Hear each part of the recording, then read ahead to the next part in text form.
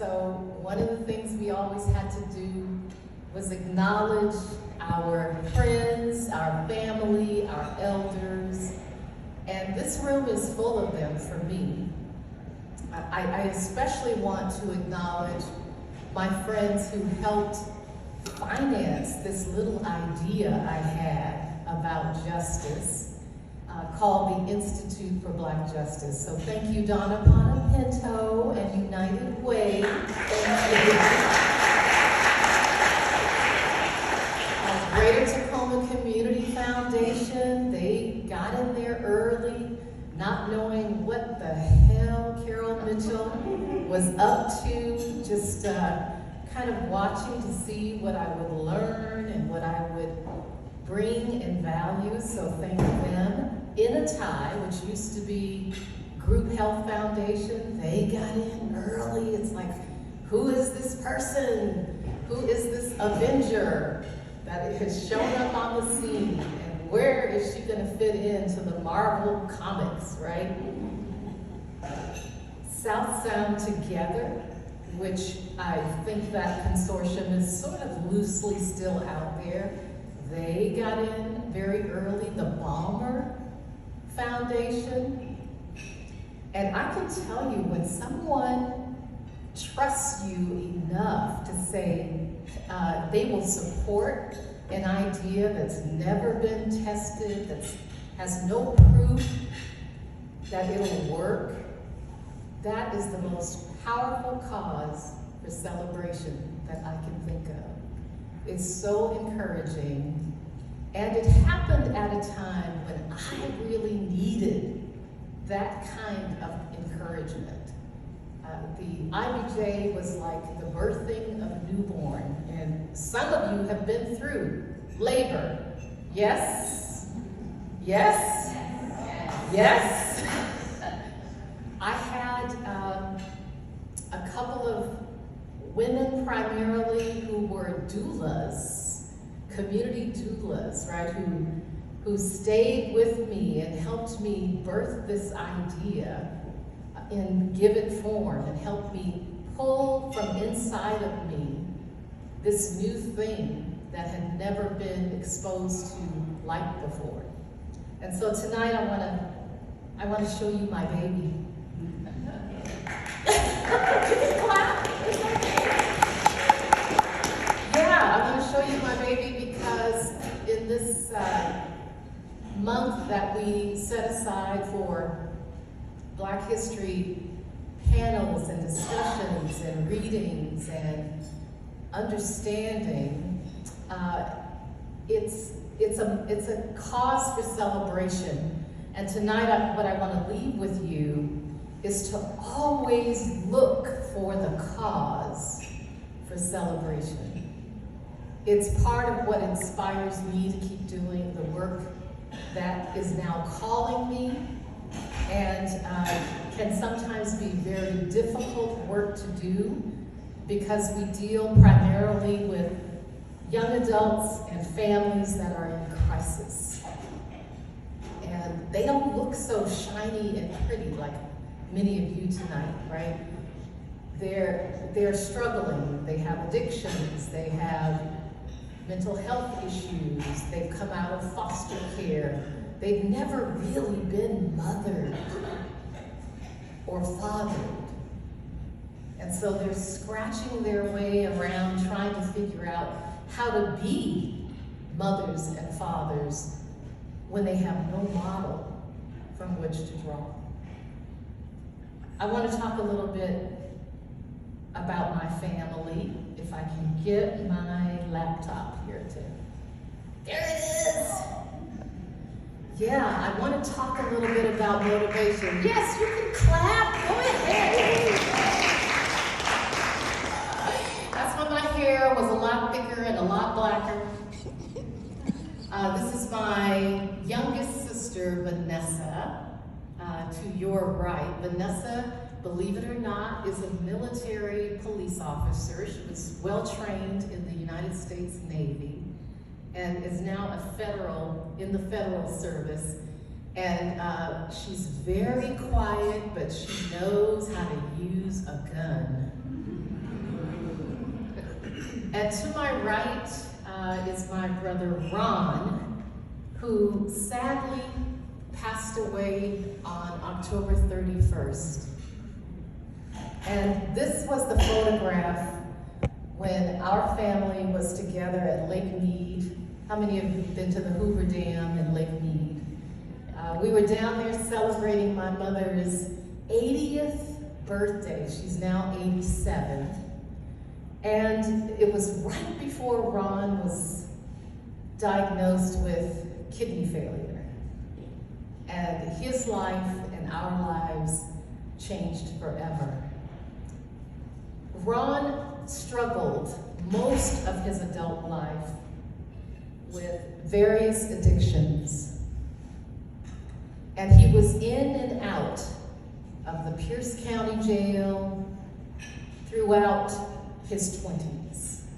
He finally got it together well enough to leave here and move to Nevada and to California to start his life all over again.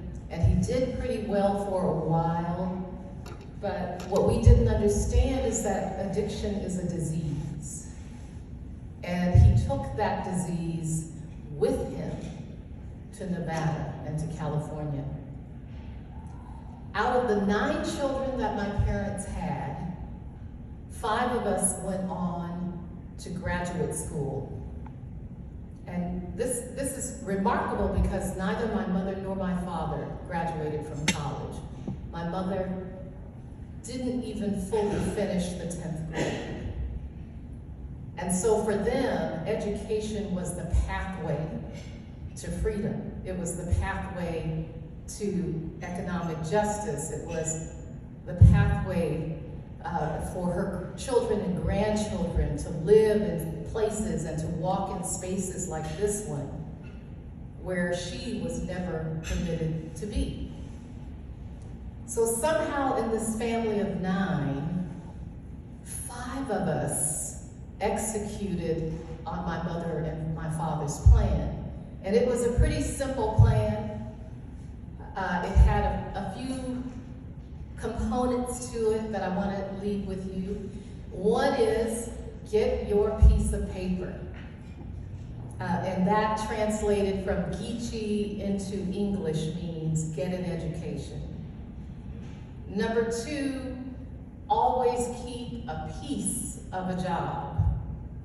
We never, that I can recall, ever had public assistance, even with 9 children, because my mother and my father believed we were responsible for ourselves, and if we always kept a piece of a job, then we would make it.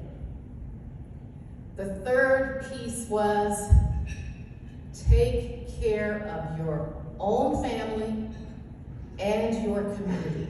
We had an obligation that went beyond what was good for me, for the I, for Carol. I was always we in our family.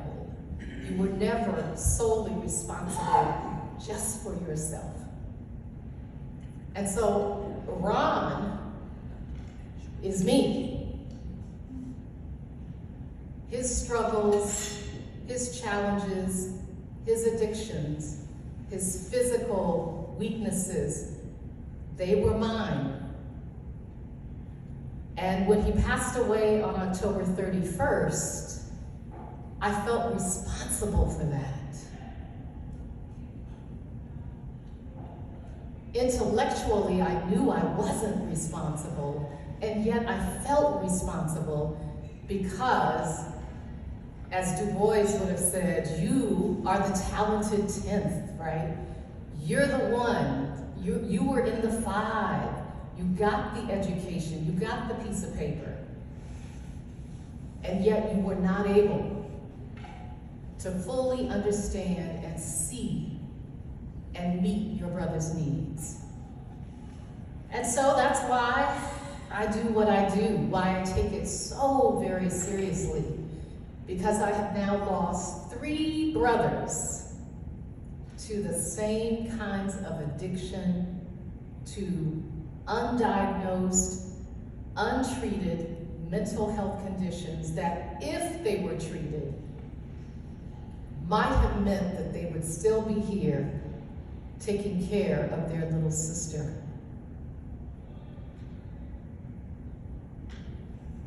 So that's the motivation, that's the cause for my celebration tonight of this little child called the IPJ, this little baby, this little idea that's being nurtured and supported by entities like United Way and New Health Foundation, Greater Tacoma Community Foundation, and Perigee and Balmer, right? All of them, not Balmer yet, we're working on Balmer. It's Bamford, right? All of these larger entities, mostly white-led, have seen fit to seed into this little idea because I think, like me, they feel a sense of responsibility. And they've agreed with me that we're going to try to learn what works specifically for Ron and people like him. What would have worked? What could have been done early in his life that might have made a difference? How did 5 of us head in one direction and the other 4 in another? How did 3 of my brothers die early of addiction? How did they end up in jail and in prison when I ended up in graduate school? We had the same parents. We lived in the same house. We all grew up in beautiful downtown Spanaway, the thriving metropolis. How many of you have been to downtown Spanaway? So you know it is not a thriving metropolis.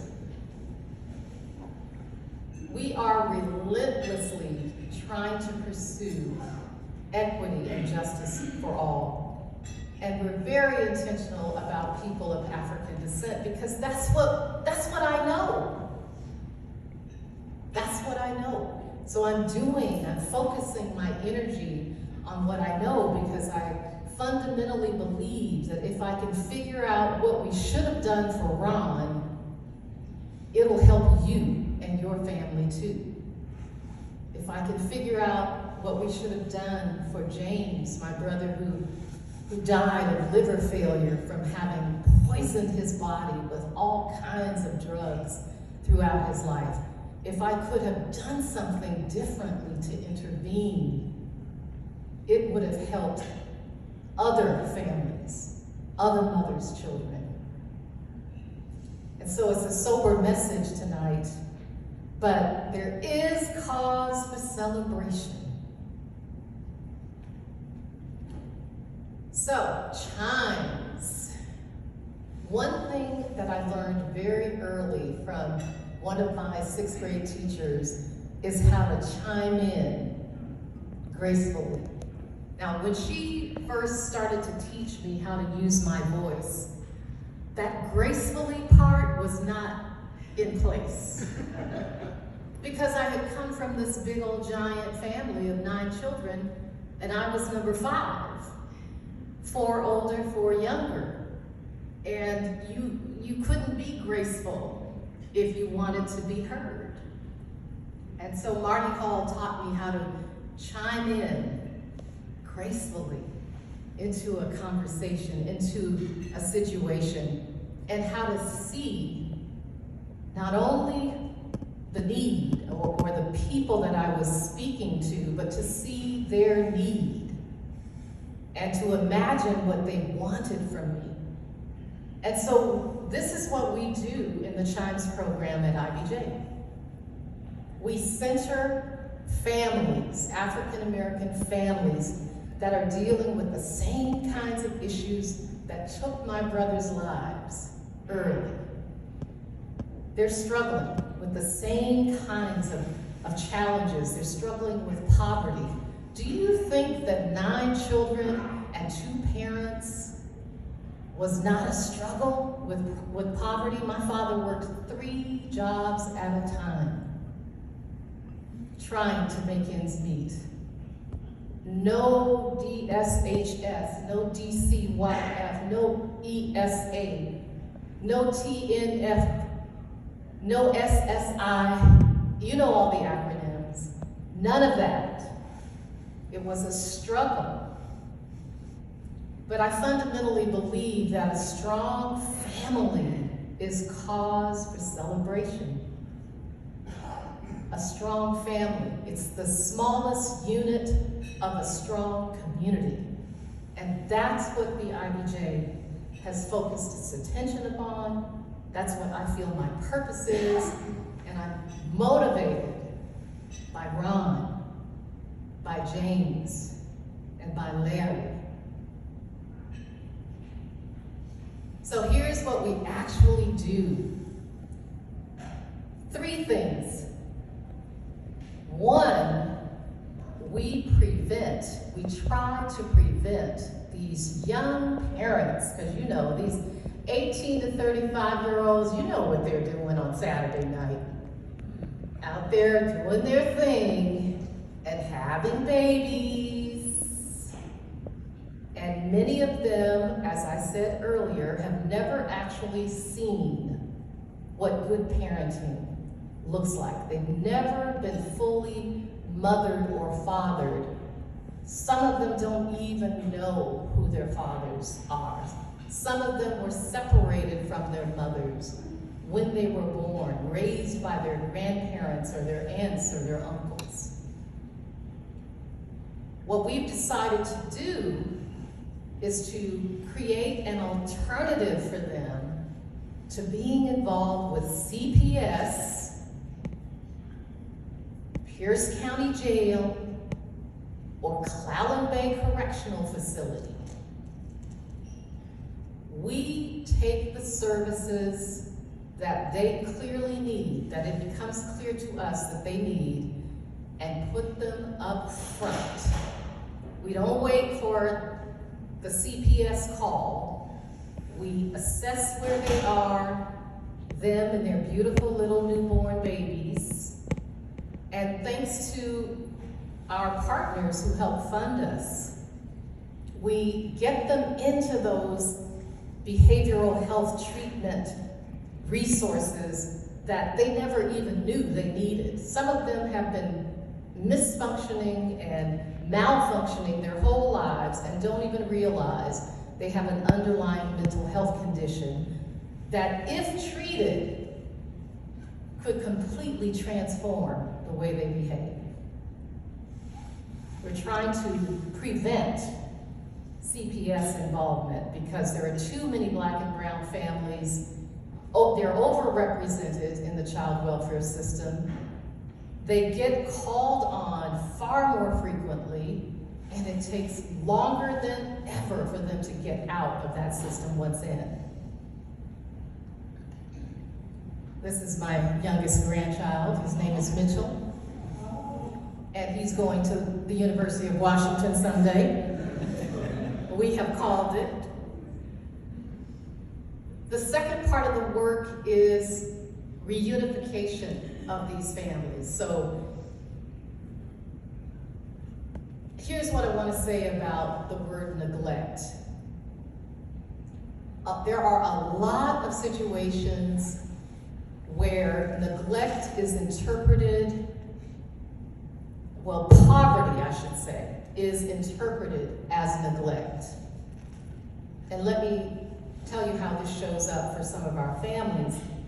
If a child goes to school in the same clothes they were wearing yesterday, hair's not combed, maybe the shoes are a little worn, poverty is interpreted by some mandatory reporters as neglect.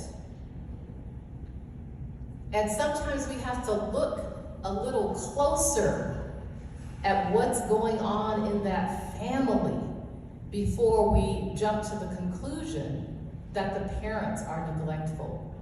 Maybe the parents are just living in poverty.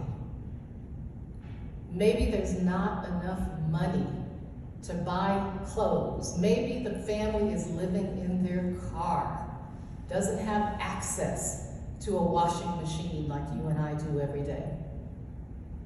And so we advocate for the reunification of Black and brown families because there's a tremendous amount of trauma that happens when children are separated, not only for the child, but also for the parents. And here's the fun part of the work, is when we are able to get the babies back home, it is really cause for celebration at that point. I'll tell you about a quick case that a lot of our work is in what we call the deep end of the child welfare system. It's cases that have been going on and lingering for 4 and 5 and 6 years. Parents have been trying to get their children out of foster care. And the deep end cases are tricky because after a child has been away for a long time, the attachment disorder sets in. But what we've learned from the research is children are resilient. They can form those attachments to their parents and their kinfolk that they've been separated from again. And so we try to provide our families 1 year of support after the children come home, help with their career, their educational pursuits, and parenting supports, because guess what? If you have been without your child for 4 years, you don't know how to parent that child. You've got to learn how to be a parent to that specific child. And so we do this retention work because we don't want those children to come back into the CPS system. Are there any lawyers in the room? Besides myself, you don't have to be ashamed. Raise your hand. Come on, put your hand. Yeah.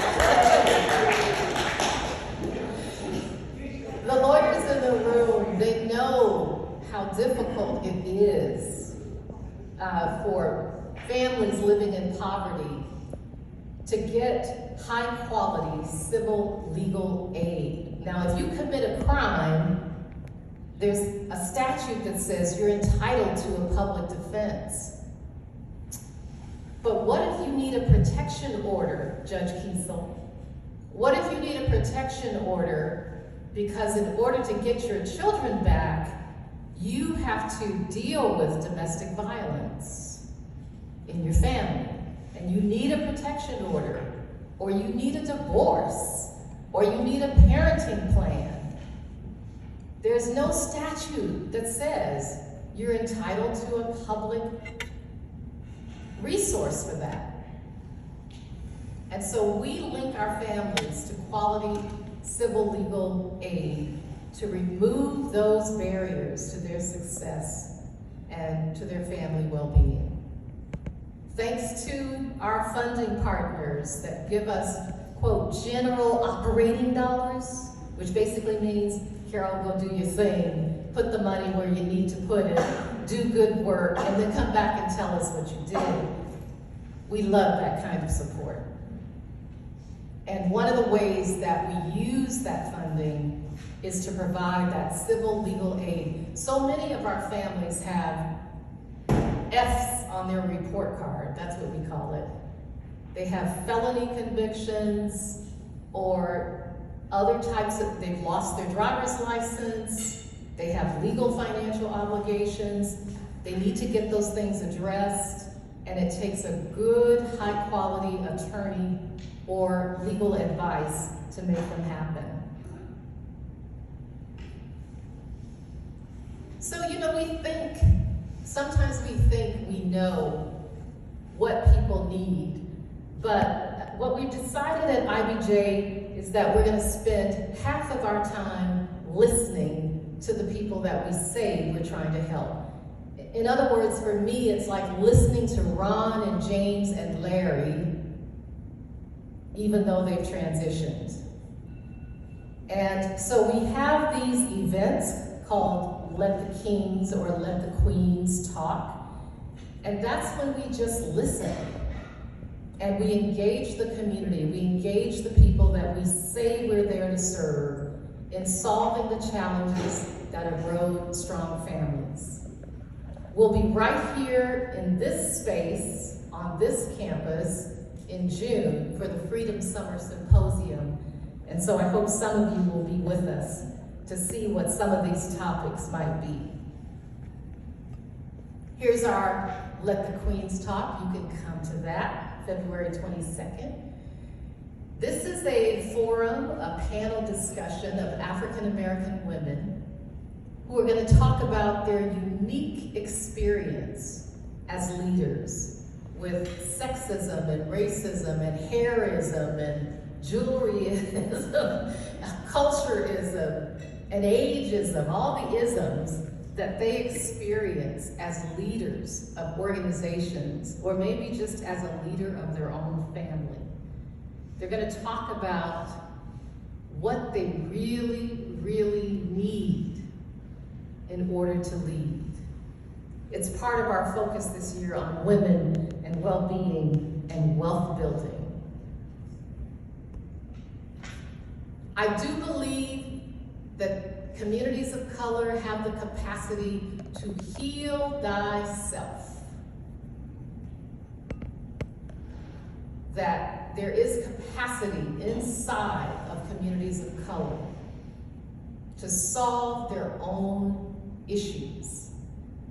And so each year we have the Heal Thyself Spring Tea for those of us who are in service to the families that are in crisis. We just believe that we need to just curate what those families have to say, that there are some golden nuggets of wisdom inside the very families we're trying to serve that would heal our community. That's coming up March 25th. The other little sneaky thing that we try to do, because my parents always thought education was the pathway, right? They were always whispering, get your piece of paper. Now listen, my father was whispering that, while my mother was saying, find yourself a good man and learn how to fry chicken and make potato salad. And so I did both, right? But one of the sneaky things we do with the young adults that we engage with is bring them onto college campuses and just expose them to spaces like this. Last year, this is a photograph from the University of Washington, Tacoma, the GID Lab. And the Freedom Summer Symposium of 2021 was this brand new thing where we introduced urban young adults, many of whom had never been on a college campus. We introduced them to the University of Washington, Tacoma. And we taught them human-centered design and design thinking as a model for solving social justice problems. So that was 2021. In 2022, we were at Pacific Lutheran University. And this year, we're going to be right here. Yes, at UPS. This year, they will take on the challenge of getting the bag. You all know what that means? Yeah, it's what the young people call getting rich, getting wealth, going after money. And we're going to bring Hannibal Johnson here, who is an expert on Black Wall Street. You have to come and hear what Hannibal has to say about the possibilities for finding strategies for wealth building inside communities of color. You have to hear him speak about it. It'll be right here at UPS, June 14th.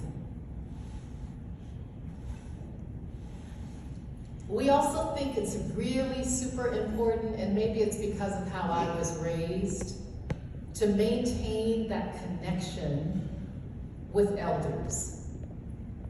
There's a body of knowledge and wisdom inside what my father would call the old heads. And it is the responsibility of the young to draw that out. And so our Freedom Summer Symposium is intergenerational. It always has a call to action from the elders. And so Hannibal Johnson will come to Tacoma and call our young people to action around wealth building, around getting the bag, around solving your own economic challenges. And they will respond to that call in the afternoon. This is a photograph because we always want to anchor those moments in history at a time when there are folks who would rather not hear us talk about Black history in particular.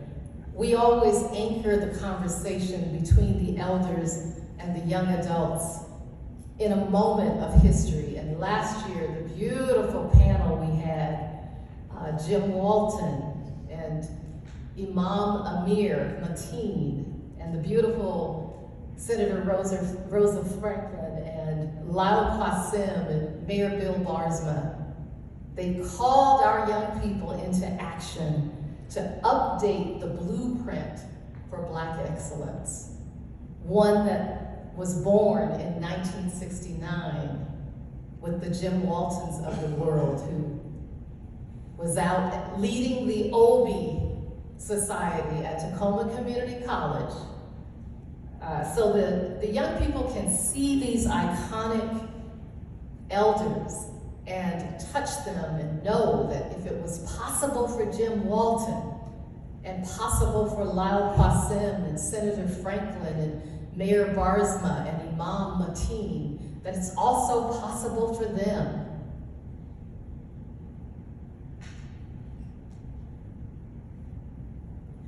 My final slide, and then I'll open it up if you have any questions at all. This work for me is a cause for celebration. And on this night when you're celebrating Black history, it's a source of joy for me when I can look at this photograph, for example, and think about how I felt at the moment that this photograph was taken. This group, you may recognize some of the faces, Senator Twana Nobles and Dr. Dexter Gordon and Oneida and Carol and Arthur and Eve Bowen and lots of others were with us on this journey to Ghana. And we spent almost three amazing weeks in Ghana. And it grounded me in a very simple principle that there is always cause for celebration. These three young men that you see in this photograph, Emmanuel, Daniel, and Isaac, come from some of the most difficult circumstances. We visited the home where they lived with their sister, their mother, their two nephews. It was smaller, it was small. There was I didn't see an indoor toilet. And no one had what you would call a regular job, because no such jobs existed. There is no government assistance. And so everybody has to do for himself or herself. And these three boys became the responsibility of this group that you see here. We decided that we were going to be part of the solution for their lives. They have two of them have now gone on to graduate from their college programs. One in a more vocational program, because over there, you kind of get trapped into certain sectors of education. And Daniel, who is the youngest and probably the smartest of them all, is making his way through his secondary schooling. $600 US we raised in this group. That was 6,000 Ghana cedi. $600 US, 6,000 Ghana cedi. Educated these 3 boys for a full year. And so that's why I know if these 3 boys who had nothing can somehow find within themselves the capacity to move forward, to go after it, to reach for something better and higher than where they were, with no government assistance whatsoever available to them. Certainly we can do the same here. I don't want to leave you with the impression that there isn't a role for government to play, because I believe there is. It should come alongside these families as they look within themselves to find what is that talent, what is that gift, what is that offering I can make, what is that cause for celebration that I bring as a result of my birth. Government should come alongside nonprofits like the IBJ, who bring the cultural understanding and the language and the familiarity with history and ways of being and living and norms and values. We should be partnering together with the family to move them forward. And so today I want you to stand and relocate the energy with me. One more time. Cause for celebration. Just say those 3 words. We have a cause for celebration. Thank you very much for the time.